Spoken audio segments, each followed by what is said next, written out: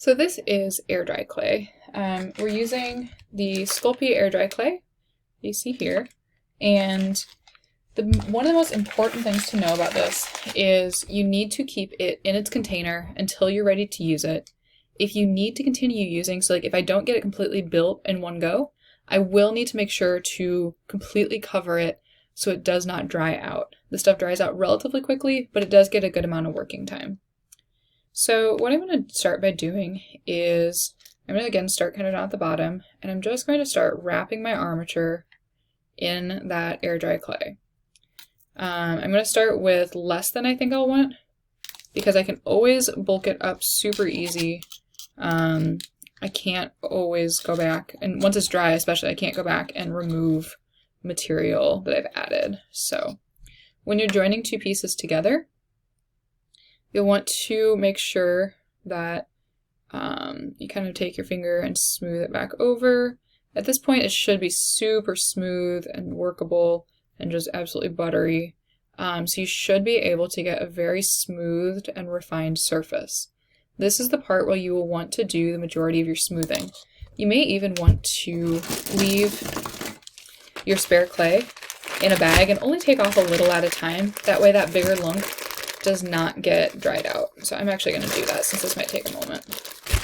But like I was saying, though, you want to do a lot of your smoothing now. It saves you a lot of time in the sanding and refining stage.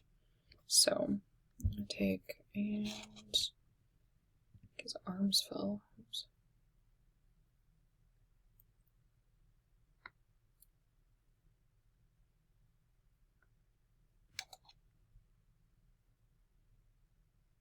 Of course, I can bulk things out more than this, but like I say, I'm going to start just pretty small.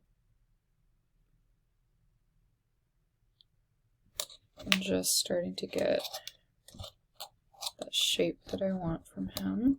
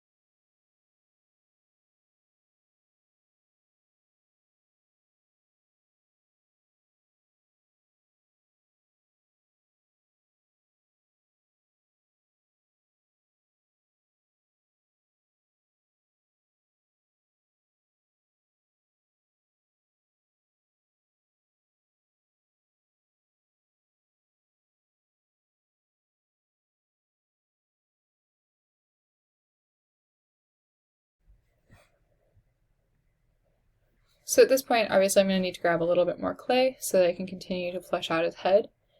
But the big thing before I go do that, I want to take some time and go ahead and just refine what I have here and make sure it is smoothed and looking good, and that if it were to dry out right now, that I would be okay with how it looks.